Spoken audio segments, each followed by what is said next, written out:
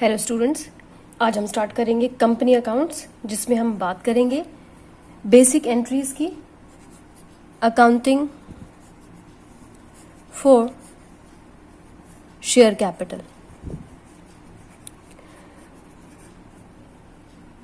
Company अपने funds raise करने के लिए, जैसा कि आप सभी जानते हैं, कि अपने मार्केट में शेयर्स इशू करती है। अपने फंड्स रेज करने के लिए शेयर्स इशू करती है। तो उस केस में या तो वो अपने शेयर्स इशू करे, या फिर किसी फाइनेंशियल इंस्टीट्यूशन से या बैंक से, या फिर लेंडर से लोन ले। ये दो ऑप्शंस होते हैं कंपनी के पास, कि ये भी कर सकती है, शेयर भी इशू कर सकती है, बैंक से लोन भी ले सकती है, फाइनेंशियल इंस्टीट्यूशन से भी लोन ले सकती है, और शेयर्स में डिबेंचर भी इशू कर सकती है। इन दोनों में क्या फर्क है? इन दोनों में फर्क ये है कि शेयर्स में हमें डिविडेंड पे करना होता है शेयर होल्डर को, और डिबेंचर में हमें इंटरेस्ट पे करना होता है। डिबेंचर में हमें इंटरेस्ट पे करना होता है और शेयर्स में हमें डिविडेंड पे करना होता है शेयर होल्डर को। लेकिन हम बात करेंगे यहां पे सिर्फ शेयर्स की, कि कंपनी कैसे शेयर इशू करती है। यहां पे 2 पॉइंट आपको समझने होंगे। कंपनी शेयर इशू कर सकती है, भाई कैश अपना उठाए मार्केट से, शेयर इशू किया और कैश ले लिया। एक तो ये तरीका कंपनी के पास होता है। इसको हम क्या कहते हैं? इसको हम कहते हैं issue of shares in consideration of cash. Issue of shares in consideration of cash. ठीक है, मतलब मार्केट में अपने शेयर्स दिए और पैसा उठा लिया, तो this is issue of shares in consideration of cash. लेकिन एक और तरीका है जिससे कंपनी अपने शेयर इशू कर सकती है, उसको हम कहते हैं issue of shares in consideration other than cash. Issue of shares in consideration other than cash. अब ये कैसे पॉसिबल है भाई? यहां पे तो हमने शेयर इशू किए और पैसा ले लिया, लेकिन यहां पे होता क्या है कि हम शेयर्स दे रहे हैं और कोई बिजनेस, किसी का बिजनेस है, वो हम खरीद रहे हैं, जिसमें हमारे पास बिल्डिंग भी आ रही है, जिसमें हमारे पास फर्नीचर भी आ रहा है, लैंड भी आ रही है, मशीनरी भी आ रही है। हाँ, तो उस केस में हम ये चीज एक्वायर करते हैं और बदले में अपने शेयर्स दे देते हैं। ठीक है, कुछ हद तक हो सकता है कि कुछ अमाउंट कैश भी आ जाए। ठीक है, तो this is issue of shares in consideration other than cash. आई बात समझ में? और यहां पे issue of share in consideration of cash. तो हम बात करेंगे issue of shares in consideration of cash की। Issue of shares in consideration of cash की हम बात करेंगे। इस केस में कंपनी ने मार्केट में अपने शेयर्स इशू किए और पैसा उठा लिया। जिसने शेयर्स खरीदे उसने अपना पैसा दिया। ठीक है, तो 2 कंडीशन यहां पे भी हो सकती हैं। कौन सी 2 कंडीशन है भाई? आपकी अगर गुडविल अच्छी है, अगर मार्केट में आपकी पहचान है, तो हो सकता है कि आपके 10 रुपए के शेयर को, आपके 10 रुपीज के शेयर्स को मार्केट में 12 रुपीज में खरीदने के लिए भी बायर्स हैं। तो इस केस में जब 10 रुपए में बेचा जाता है 10 रुपए का शेयर, उसको कहते हैं हम एट पार। और जब कोई शेयर 10 रुपए का होने के बावजूद भी शेयर होल्डर उसको अगर 12 रुपए देने के लिए तैयार है, तो उसको हम कहते हैं एट प्रीमियम।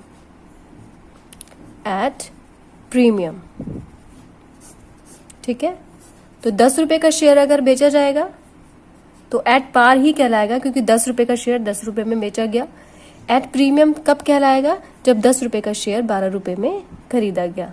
ठीक है, यानी कि 10 रुपए का शेयर 12 रुपए में बेचा गया, एक ही बात है।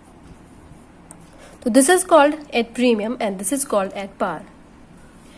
एक चीज और, इश्यू ऑफ शेयर में कभी भी कम रेट पे आपको शेयर इशू, नए शेयर इशू कभी नहीं किए जाएंगे कम रेट पे।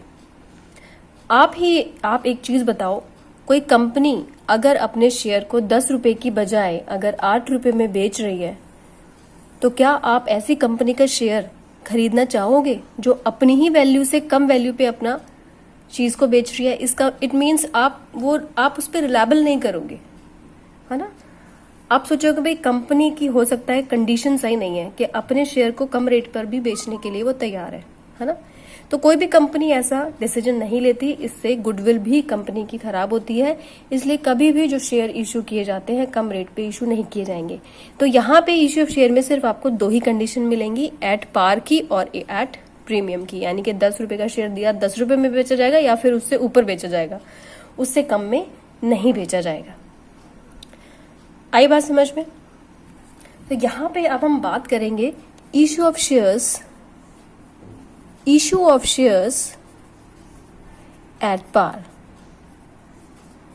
एट पार पे जब शेयर इशू किए जाते हैं तो हमारी जनरल एंट्री कौन कौन सी होती है? जनरल एंट्रीज कौन कौन सी होती है हमारी जनरल एंट्रीज, इसको हम सीखेंगे। जनरल एंट्री से पहले एक चीज और मैं आपको और क्लियर कर देती हूँ कि शेयर्स इशू करने का भी एक प्रोसेस होता है। प्रोसेस क्या है ये? सबसे पहले स्टेप हमारे पास होता है, अगर हम स्टेप्स की बात करें तो सबसे पहला स्टेप हमारा होता है एप्लीकेशन। मतलब इसको नाम दिया गया है एप्लीकेशन। एप्लीकेशन क्यों नाम दिया गया? कि आपने शेयर इशू किए, भाई आपने 100 शेयर इशू किए, हम यहाँ 100 शेयर्स लेके चलते हैं, भाई आपने 100 शेयर्स इशू किए, ठीक है। अब 100 शेयर्स की आपके पास एप्लीकेशन कितनी आई, इसलिए उस स्टेप को एप्लीकेशन कह दिया गया। हो सकता है कि 100 शेयर्स आपके पास हैं लेकिन 200 लोगों ने अप्लाई कर दिया, है ना।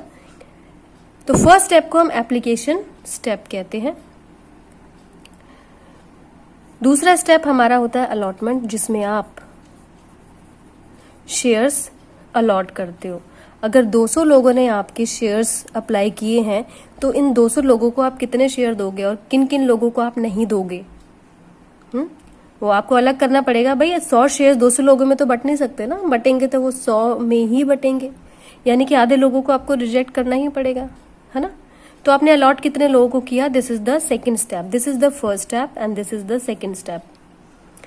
और उसके बाद डिपेंड करता है कि कंपनी एक साथ ही पैसा मांगना चाहती है या फिर अलग अलग स्टेप्स में पैसा लेना चाहती है। इसका क्या मतलब हुआ?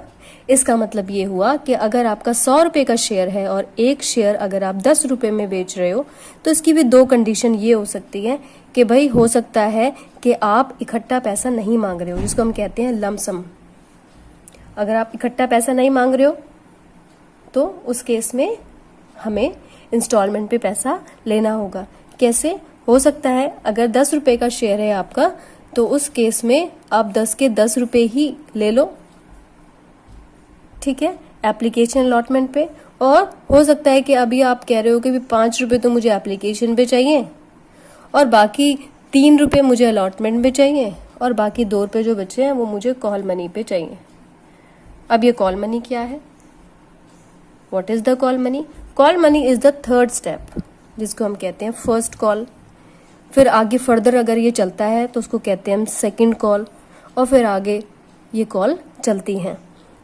जैसे यहाँ पे फर्स्ट कॉल, फिर सेकंड, अगर हम सेकंड कॉल को ही फाइनल कॉल लें तो सेकंड एंड फाइनल कॉल,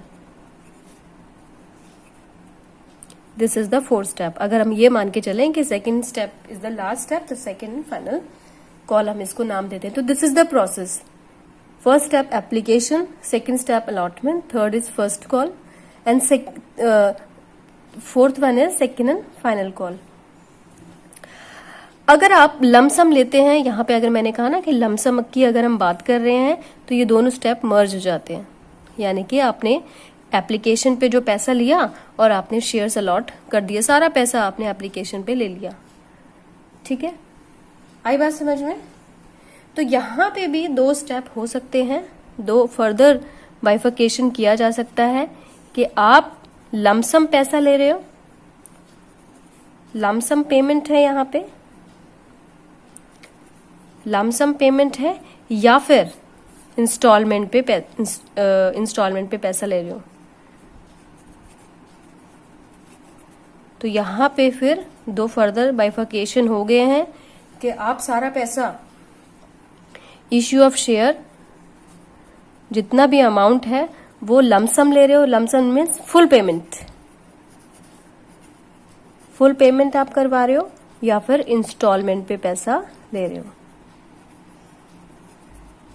ठीक है, आई बात समझ में? तो यहां पे हमने एक बार फिर से हम इसको रिवाइज कर लेते हैं। Issue of shares at par होता है और एट प्रीमियम होता है। डिस्काउंट पे कोई भी शेयर इश्यू नहीं किया जाता। मीन्स या तो 10 रुपए में बेचा जाएगा नया शेयर या फिर 12 रुपए में बेचा जाएगा। This is called at premium. ठीक है, issue of share at par अगर हम देखें तो यहां पे प्रोसेस होता है application, allotment, first call, second call. ठीक है, और फिर फर्दर बाइफिकेशन में अगर हम देखें तो हो सकता है कि हम सारा पैसा फर्स्ट एप्लीकेशन या अलॉटमेंट पे ही ले लें, और अगर हम फर्दर इसको बाइफरकेट करते हैं, फर्स्ट कॉल पे अलग पैसा, जैसे मैंने अभी यहाँ बताया आपको 5 रुपए एप्लीकेशन पे, 3 रुपए अलॉटमेंट पे, 2 रुपए कॉल मनी। अगर आप मांग रहे हो स्टेप बाय स्टेप, अगर आप पैसा ले रहे हो तो उसको हम कहते हैं इंस्टॉलमेंट मेथड में, और लमसम अगर आप 10 के 10 रुपए इकट्ठे ही ले रहे हो तो उसमें हम कहेंगे lump sum method. Now we will talk about journal entries, और यहाँ हम दोनों ही मेथड में आपको जर्नल एंट्रीज बता देती हूँ। यहाँ पे लमसम मेथड में और इंस्टॉलमेंट मेथड में। तो सबसे पहले हम बात करेंगे लमसम मेथड की। लमसम मेथड में तो आपने शेयर इशू किए और आपके पास एप्लीकेशन आई है विद अमाउंट। ठीक है, तो पहली एंट्री होती है receiving share application and allotment money. Receiving share application and allotment money. सबसे पहली एंट्री। तो इस केस में जब आपके पास एप्लीकेशन आएंगी और उसके साथ जब पैसा आएगा तो सीधी सी बात है बैंक अकाउंट आपका डेबिट होगा। बैंक अकाउंट यहां पे आपका डेबिट हुआ है, और किस अकाउंट में हम इसको ट्रांसफर कर रहे हैं? Share application and allotment, share application and allotment. तो this will the first entry, bank account debit to share application and allotment account. यहां पे अगर हम एक एग्जांपल लेकर चलें तो हम ये मानते हैं कि जैसे मानो कि एक एग्जांपल मैं यहां ले लेती हूँ, 100 शेयर कंपनी ने इशू किए हैं और 10 रुपए का एक शेयर है, और आपने कहा कि भाई मुझे लमसम से सारा पैसा इकट्ठा ही चाहिए। तो उस केस में 100 इंटू 10 आपको करना पड़ेगा, और यहाँ पे भी 100 इंटू 10 आपकी जो मनी है, शेयर एप्लीकेशन अलॉटमेंट मनी है, वो इतनी ही रहेगी जितना पैसा आपके पास आया है। लेकिन इस केस में हम ये मान के चल रहे हैं कि भाई 100 शेयर्स के लिए 100 पार्टिसिपेंट ने ही इसके अंदर पार्टिसिपेट किया है आपके शेयर्स लेने के लिए। ठीक है, तो यहाँ पे अमाउंट आ जाएगा हमारा 1000 और यहाँ पे भी अमाउंट आ जाएगा हमारा 1000। अब नेक्स्ट एंट्री क्या होगी? दूसरी एंट्री इसमें होगी, this will the first entry and second entry will be share. Actually यहाँ पे हमने जो भी शेयर इशू किए हैं उससे हमारी कैपिटल बढ़ेगी। ठीक है, तो कैपिटल तो बढ़ेगी, हमारी कैपिटल अकाउंट को भी तो हमें बढ़ाना पड़ेगा ना। तो this is the temporary account, share application allotment. It will be close now. देखो यहाँ पे हम इसको क्लोज कर रहे हैं, शेयर एप्लीकेशन एंड अलॉटमेंट। यहाँ हमने इसको क्लोज किया डेबिट, और यहाँ पे इसको ट्रांसफर कर दिया शेयर कैपिटल में, share capital. This will be the second entry and whole amount will be transfer to share capital account. कैसे हुआ देखो, 1000 यहाँ और 1000 यहाँ। आई बात समझ में? 1000 इंटू 10 यहाँ पे भी रहेगा और 1000 100 इंटू 10 यहाँ पे भी रहेगा, सॉरी 100 इंटू 10 और 100 इंटू 10, दिस विल बी 1000 1000। तो यहाँ पे एंट्री को अगर हम समझें तो बैंक अकाउंट को हमने डेबिट किया क्योंकि हमारे पास मनी आई है, bank account debit to share application allotment, इस अकाउंट में परमानेंटली नहीं टेम्परेरी आपने डाला, और इस अकाउंट को यहाँ क्रेडिट करके आपने बढ़ाया और डेबिट करके इसी अकाउंट को आपने बंद कर दिया और अमाउंट कहाँ ट्रांसफर किया, शेयर कैपिटल में। तो इस एंट्री को अगर हम समझे तो बैंक टू शेयर कैपिटल आप डायरेक्टली नहीं कर सकते हो, आपको शेयर एप्लीकेशन अलॉटमेंट में डालना पड़ेगा क्योंकि इंस्टॉलमेंट में पैसा यहाँ पे आता है, फर्दर बाइफिकेट होता है, इसलिए आप डायरेक्ट ही इसको बैंक टू शेयर कैपिटल नहीं कर सकते हो। ठीक है, तो इस केस में bank account to share application allotment और share application allotment to share capital, और इस एंट्री से हमें यह समझ में आता है कि शेयर कैपिटल हमारी 1000 से बढ़ गई है, यानी कि कंपनी की जो कैपिटल है वो बढ़ गई है शेयर कैपिटल से। ठीक है, शेयर इशू करने से इतनी कैपिटल आपकी बढ़ गई है। आई बात समझ में? तो this is the lump sum method. अब इस लमसम मेथड में भी यहां पे तो हमें भाई 100 शेयर हमने इशू किए और 100 ही पार्टिसिपेंट थे, यानी कि जिन्होंने अप्लाई किया। ऐसा भी तो हो सकता है, कैसा हो सकता है कि आपके पास ओवर एप्लीकेशंस हो जाए, ओवर एप्लीकेशन इसी लमसम मेथड में। कैसे ओवर एप्लीकेशन हो जाए भाई, आपके पास 100 शेयर्स हैं, 10 रुपये का एक शेयर है, लेकिन एप्लीकेशन आपके पास आ गई है 200 शेयर्स की एप्लीकेशंस आपके पास आ गई हैं। अब क्या करोगे आप? अब इस केस में क्या एंट्री होगी इसको भी देख लेते हैं। लमसम मेथड ही है ये हमारा। तो यहां देखो आप, सबसे पहले वही हमारी फर्स्ट एंट्री यहां पे बैंक अकाउंट को हमें डेबिट करना ही पड़ेगा to share application and allotment, this will the first entry. अब यहां पे जो 200 लोगों ने अप्लाई कर दिया है, अब 200 लोगों का पैसा तो आपके पास आ गया ना, अब क्या करोगे आप? 200 लोगों का पैसा आपके पास आ गया, लेकिन शेयर्स तो आपको 100 लोगों को ही देने है ना। यहां पे बाकी लोगों को हमें उनका पैसा रिटर्न करना पड़ेगा, लेकिन जब आपने रिसीव किया है तो आपके बैंक अकाउंट तो वो भी डेबिट होगा ही होगा। तो बैंक अकाउंट डेबिट होगा आपका, यानी कि बैंक अकाउंट में इतना पैसा तो जाएगा 200 के हिसाब से। इसका मतलब ये हुआ कि 200 इंटू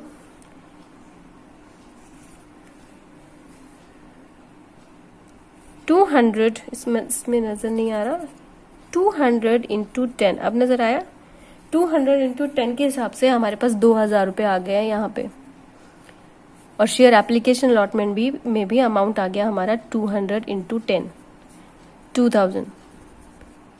अब पैसा तो आपके पास आ गया 2000, लेकिन शेयर कैपिटल को तो नहीं बढ़ा सकते ना आप। शेयर कैपिटल तो आपकी 1000 ही रहेगी, वो चेंज नहीं हो सकती क्योंकि आपने शेयर इशू ही 100 किए हैं। तो हमारी अब हम क्या करेंगे, जैसा कि मैंने आपको कहा कि हमें अमाउंट वापस करना पड़ेगा। तो दूसरी एंट्री हमारी होगी share application and allotment to share capital and to bank, क्योंकि बैंक हमें कम करना पड़ेगा। तो यहां देखो, शेयर अलॉटमेंट और शेयर एप्लीकेशन अलॉटमेंट तो 2000 तो यहाँ पे आएगा ही आएगा, क्योंकि हमें ये मैंने अभी आपको बताया कि this is the temporary, it will be closed. तो ये क्लोज होगा तो 2000 तो यहाँ आएगा ही आएगा, यहाँ क्रेडिट किया यहाँ डेबिट किया, खत्म। और शेयर कैपिटल में यहाँ पे 200 इंटू 10 ही होगा। यहाँ शेयर कैपिटल में 100 इंटू 10 से ज्यादा अमाउंट नहीं जा सकता, क्योंकि शेयर हमने 100 इशू किए हैं तो शेयर कैपिटल 1000 ही रहेगी। दिस विल बी 1000 ओनली, इससे ज्यादा इससे कम नहीं हो सकती। जितने शेयर इशू आपने किए हैं उतना ही पैसा यहाँ पे आएगा। ठीक है, तो बाकी का क्या करें, बाकी 100 का 10 के अकॉर्डिंग हम वापस कर देते हैं। आई बात समझ में? तो यहाँ पे अगर आपके पास ओवर एप्लीकेशंस हो गई हैं, ज्यादा एप्लीकेशंस आ गई हैं लमसम में, तो आपको वापस रिटर्न करना पड़ेगा। तो यहाँ पे जो आपका बैंक अकाउंट डेबिट हुआ है, यहाँ आप क्रेडिट करो उसी अमाउंट से, क्योंकि 100 इंटू 10 के अकॉर्डिंग ही शेयर कैपिटल में अमाउंट जाएगा, उससे ज्यादा अमाउंट नहीं जा सकता। इज इट क्लियर ना?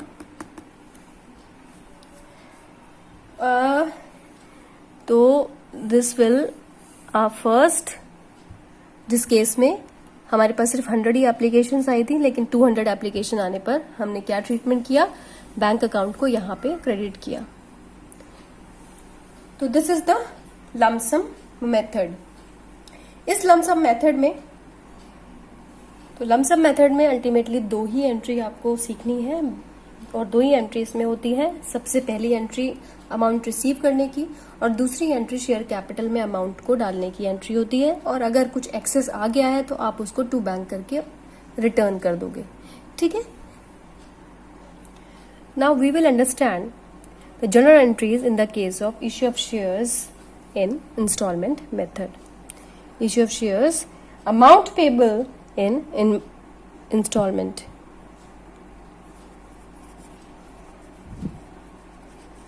Amount payable in installment. इस केस में हमारी कौन सी एंट्री होगी? और यहाँ पे भी मैंने आपको बताया था एट पार का और एक प्रीमियम का केस हो सकता है। तो फर्स्ट में हम अभी बात करेंगे एट पार की। एट पार में कितनी एंट्रीज होंगी और कैसे होंगी। तो यहाँ पे हमें एक छोटा सा एक एग्जाम्पल लेके भी चलना पड़ेगा। जैसे मैं मान के चलूँ, मेरे पास एग्जाम्पल है 10,000 शेयर्स मैंने इशू किए हैं और 10 रुपए का मेरा एक शेयर है। ठीक है, तो इस केस में शेयर कैपिटल मेरी 1 लाख हो गई है, यानी कि शेयर कैपिटल में 1 लाख से ज्यादा पैसा नहीं जा सकता, उतना ही जाएगा। This is the nominal value. अब मैंने ये 10 रुपए मांगे कैसे हैं? मैंने कहा भाई एप्लीकेशन पे मुझे चाहिए 3 रुपए, अलॉटमेंट पे मुझे चाहिए भाई 2 रुपए, और फर्स्ट एंड फाइनल, और ये हमारी फर्स्ट और फाइनल कॉल पे चाहिए मुझे 5 रुपए। This is the process. ये भाई एप्लीकेशन पे 3 रुपए जो दे देगा मुझे, उसको मैं फिर आगे देखूंगी, अपने शेयर्स अलॉट कर दूंगी। तो this is the process. Application पे 3 रुपए मांगे, अलॉटमेंट पे 2 रुपए मांगे, और फर्स्ट कॉल पे 5 रुपए मांगे। अब इस केस में कौन कौन सी एंट्रीज हमारी होगी? सबसे पहली एंट्री वही होगी जो हमने अभी एट लमसम मेथड में सीखी थी। कौन सी एंट्री है हमारी? एंट्री होगी यहाँ पे, देखो ध्यान दो, bank account debit to share application. अब यहाँ पे एप्लीकेशन अलॉटमेंट अलग अलग है, एक साथ नहीं है, तो यहाँ पे सिर्फ आप एप्लीकेशन ही लिखोगे। टू एप्लीकेशन अकाउंट, ठीक है, जिसको हम कहते हैं to share application account. Actually यहाँ पे शेयर एप्लीकेशन अकाउंट।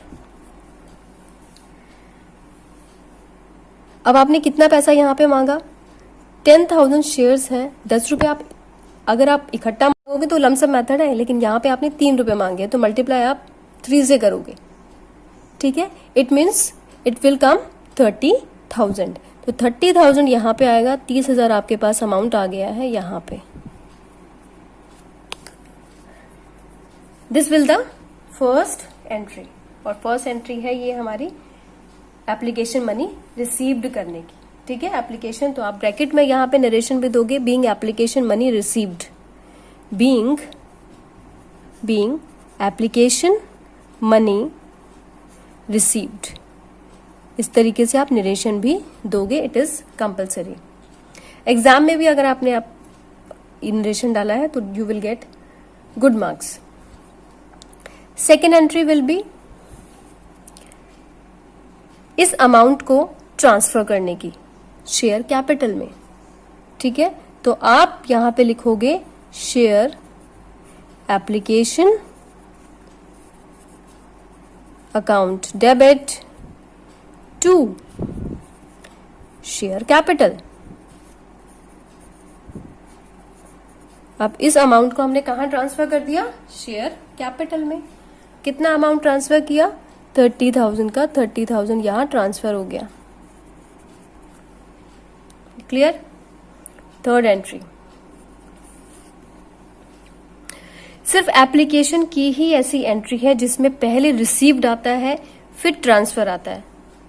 बाकी जो भी एंट्रीज आपकी आएंगी जिसको आप ड्यू करोगे, तो सबसे पहले ड्यू करने की होगी मीन्स, और उसके बाद आपकी रिसीव करने की एंट्री होगी। ठीक है, सिर्फ एप्लीकेशन ही ऐसा प्रोसेस है जिसमें पहले अमाउंट आता है, फिर आप शेयर कैपिटल में ट्रांसफर करते हो।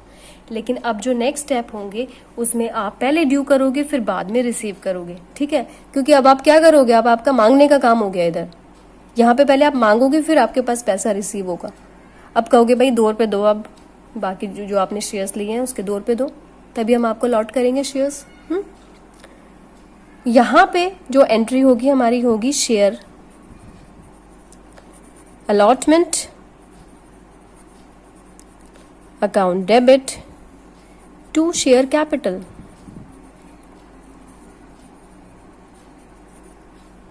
और यहां हमने कितने पैसा मांगा है, 2 रुपीज हमने मांगा है, तो 2 रुपीज के हिसाब से 10,000 इंटू 2 यहां करना होगा। This will be 20,000 and this will be there will be 20,000। ठीक है, fourth entry will be share amount receive करने की होगी। यहाँ पे हमारी एंट्री कि हमने अब ड्यू किया, यहाँ पे ये ड्यू की entry, allotment due, this is the allotment due. Allotment due की एंट्री है यहाँ पे आपकी। अब हम इस अमाउंट को रिसीव करेंगे, तो अमाउंट रिसीव करेंगे तो पैसा आएगा, मीन्स बैंक अकाउंट डेबिट होगा। और शेयर अलॉटमेंट अकाउंट को यहाँ पे हम फिनिश कर देंगे, यहाँ डेबिट की और यहाँ क्रेडिट करके खत्म कर देंगे शेयर अलॉटमेंट। ठीक है, 20,000। Is it clear? तो 10,000 हमारे शेयर्स हैं जिसमें से हमने 2 रुपीज मांगा अलॉटमेंट पे। Is it clear? This will be the first entry, application money received and transfer to share capital. यहाँ पे ड्यू हमने किया, शेयर कैपिटल में ड्यू किया और उसके बाद फिर हमने इसको रिसीव किया। Again this will be the first and final call will be 5 rupees will receive on first and final call and the entries will be the same. कैसे, यहाँ देखो आप कैसे एंट्री सेम होंगी यहाँ पे। Now we will do due first and final call. तो due की एंट्री जैसे हमने यहाँ पे की है, सेम वही एंट्री हमारी होगी। क्या होनी चाहिए, first and final call, first and final call account debit to share capital, to share capital. ठीक है, अमाउंट हमने 5 रुपीज मांगा है, तो 10,000 इंटू 5 हम करेंगे। here will be 50,000 and here also will be 50,000। ठीक है, 6th एंट्री में हम अमाउंट रिसीव करेंगे, फर्स्ट एंड फाइनल कॉल का अमाउंट रिसीव करेंगे। तो bank account debit to, and this account will be cancel, first and final call, first and final call account को हम क्रेडिट करेंगे। एंड 10,000 शेयर्स में हमने 5 रुपीज यहाँ पे कॉल किया है, तो 5 रुपीज 50,000 और यहाँ 50,000। आई बात समझ में? तो ये विल बी 50,000 एंड ये ऑल्सो विल बी 50,000। यहाँ पे अगर हम देखें इस क्वेश्चन में, तो शेयर कैपिटल में नॉमिनल वैल्यू 10 रुपीज है, तो टोटल 1 लाख जाना चाहिए शेयर कैपिटल में। अब यहाँ देखें शेयर कैपिटल में 1 लाख गया है या नहीं गया। देखो यहाँ गया 30, फिर यहाँ शेयर कैपिटल 30 और 20 50 और यहाँ पे शेयर कैपिटल 50, तो total 1 lakh. Total 1 lakh is transfer to share capital. और शेयर कैपिटल जितने शेयर हमने इशू किए थे उसके हिसाब से अमाउंट शेयर कैपिटल में चला गया है। आई बात समझ में? तो this is the case of at par, कि उतने में ही हमने शेयर को बेचा है जितने का हमारा शेयर है। 10 रुपए का शेयर है तो हमने 10 रुपए में यहां पर बेचा है। ठीक है, नेक्स्ट क्लास में हम एंट्री सीखेंगे एट प्रीमियम की। इससे रिलेटेड जितने भी क्वेश्चन हैं आपके प्रैक्टिकल टीएस में या फिर कोई भी आपके पास बुक है तो आप उससे ट्राई कीजिए, आपके क्वेश्चंस हो जाएंगे। और इससे रिलेटेड जितनी भी इलस्ट्रेशंस हैं उसको अभी आप ट्राई करने की कोशिश कीजिए। Thank you very much.